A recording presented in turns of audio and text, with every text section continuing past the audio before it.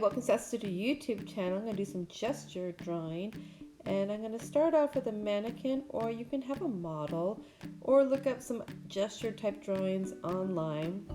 Once you've decided on a pose, I recommend looking at this artist named Keith Haring. He had some really cool action poses that were very, very cool. So I'm sketching my way, figuring myself out, and just, deciding what I'm going to like. And you can change things constantly as you sketch. This is a gesture drawing.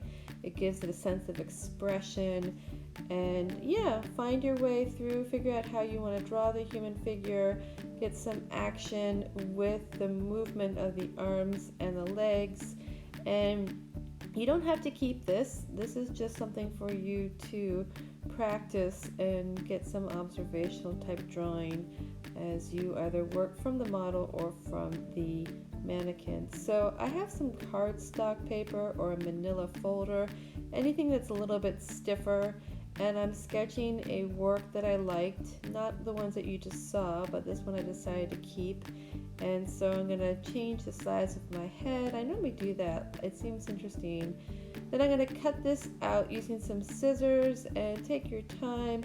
And actually you can really refine your drawing while you're cutting out your stencil. So you get to choose your final lines with the scissors.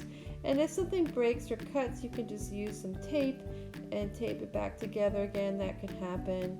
You can also share your stencils with your neighbor or your classmate, or make more than one stencil if you want to do that.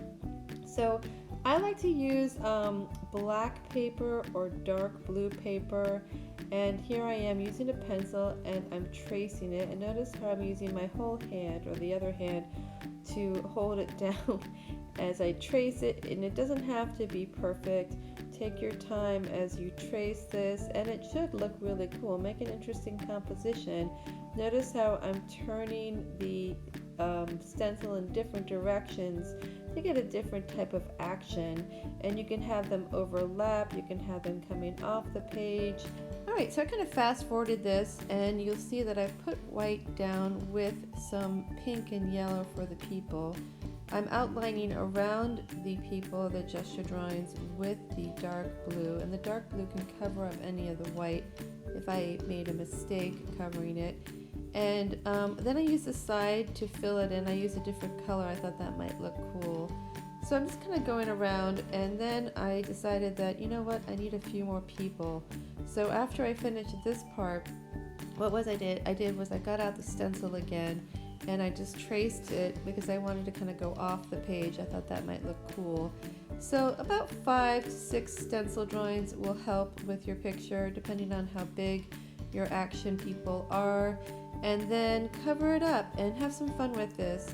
You can use black glass, which is kind of cool. I don't recommend using it first. So here I am, I'm outlining it first with white, and you can choose whatever color you want. I thought white would look nice against the black and it get some kind of contrast. And then I put a tint on some of them too. You can do that. And then after I do that, I need to outline with the dark blue and then fill in the background, and then I start to draw or outline around the people. So enjoy watching this. It is a process. It takes some time, but the more layers and the more you do, I think the cooler it looks. So thank you so much for tuning in, liking, subscribing to my YouTube channel. Take care.